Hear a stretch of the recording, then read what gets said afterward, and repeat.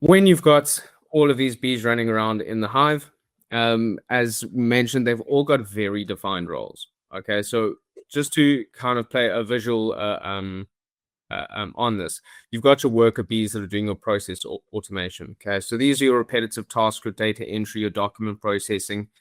The admin that really is vital to a business, but it's never really high on the agenda for people to go and ensure that they're doing on a daily basis. Having an agent that's built in that worker bee mold really allows you to free up time. Also, ensure that that data is always going in the right way towards best practices. You've got research and analysis agents. These are agents that'll actually operate externally from your business. So they'll be scanning the market, looking for any intelligence out there. They'll be watching the competitors that are out there. They'll be looking for trends in the market. They could even be looking at macro factors. So these will be really feeding information into the business the entire time. So all of these are just examples of what can be done. I mean, it really is pretty limitless in terms of how you want to implement this.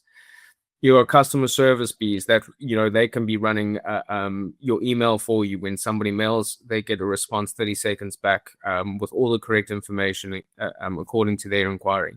You've got security and compliance. We've got agents that we use in our security practice as well, because the problem is agents are being used for breaching environments as well. So you need something that moves at the same speed as that. All right. So you've got all of these different elements that are coming together now. And then you've got what we call at the bottom, the queen bee. And that's the agent to agent protocol. So because we're in IT, everything gets put down to an acronym. So that's an A to A protocol over there. Effectively, all that means is that you've got agents that are coordinating with one another. If you've got a security agent that's running through, that sends off a notification to the CEO to let them know that something is happening, your CEO's scout and research analysis bee will effectively put up a notification saying we are currently dealing with a breach at the moment. The team is running through. Would you like to access the feed? Okay, so you've got all of those agents working together.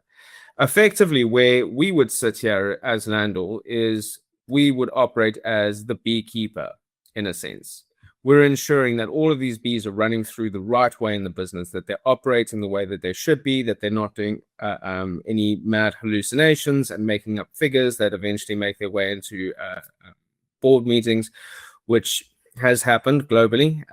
Quite famously, there were a few instances where people were getting celebrated for their massive results, only to find out that AI was being very generous with their numbers there. So we effectively would be managing all of these different aspects, all the way from the small process automations, those 5-minute rules, to making sure that the research and analysis that was coming through was actually real data, to the customer service. You don't have any agents that start saying some strange things to your customers. We've got the security and compliance agents that are there as well, making sure that your environment is secure, but also whatever compliance that you're running through at that point in time, our agents are maintaining that you are compliant. So not just for audit, you've got full auditability of the entire process, that when an audit comes, you can say, here's all my information. This is how we have been compliant.